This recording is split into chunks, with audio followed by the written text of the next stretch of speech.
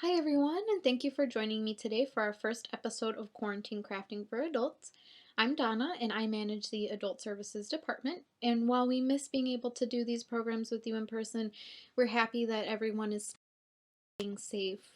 And while we are quarantining at home, we decided to share some crafting ideas with you that you can create with common household items. So today I'll demonstrate how to make a yarn heart basket. So first we're going to talk supplies. So the items you'll need are yarn, scissors, a pen, a piece of cardboard, toothpicks, and liquid glue.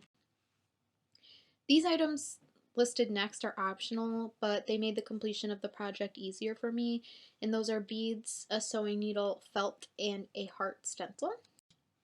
So now we're going to talk about procedure and the steps you need to take to create this basket. So step one is to trace or freehand the outline of a heart on your piece of cardboard. You'll want a heart that's somewhat wide so that it can hold small items when the basket is complete. I used a stencil, but feel free to freehand it if you're confident enough. And this is the finished product of the stencil. So step two is to cut out your heart shape, and then optionally you can add a piece of heart-shaped felt to the cardboard to cover it. You just need to make sure you leave a border about 1/4 of an inch wide for your toothpicks. I chose not to use the felt for my project. Step three is to measure out your toothpick placement. This can be done freehand or using a measuring device. You'll want about 1/2 inch to 3/4 of an inch in between each one, and I would definitely recommend making sure you have an odd number of toothpicks to allow the pattern to alternate. Step four is to poke holes on the marks you've created.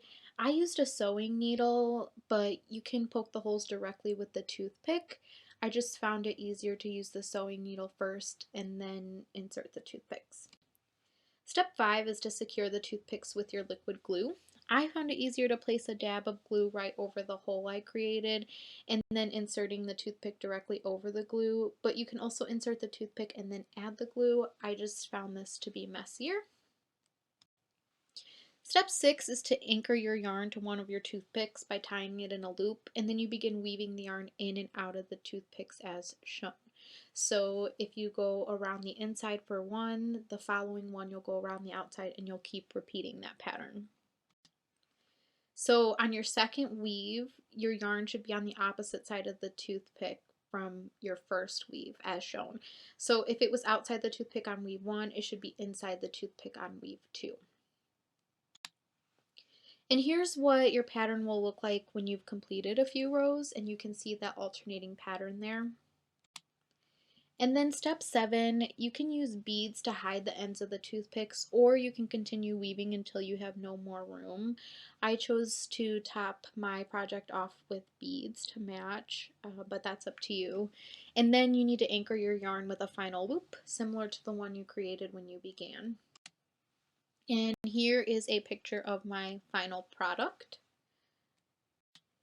And I have some tips for you as well, most of which were interspersed throughout the presentation, but I just want to reiterate them.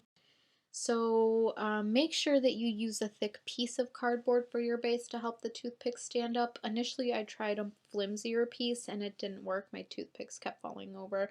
So you'll need something thick enough for you to be able to poke through. You should use a wide heart pattern as I mentioned. Since this is a basket, you want to be able to fit things inside. Measure and mark each point where you would like the toothpicks to be placed before inserting them. A good rule of thumb is a distance of about 1/2 inch to 3/4 of an inch apart. Make sure you have an odd number of toothpicks to support the necessary alternating pattern.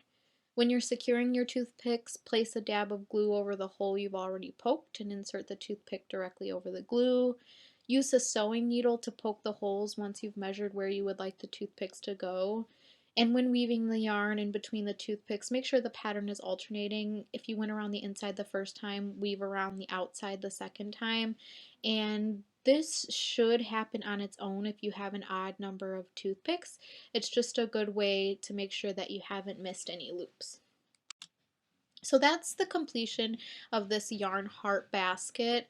We are doing a limited series of Quarantine Crafting for Adults episodes. So next week, Wednesday at 2 p.m., we will be talking about making tin can organizers, and that will be led by Courtney. So hopefully, we'll see you then, and thank you for joining me.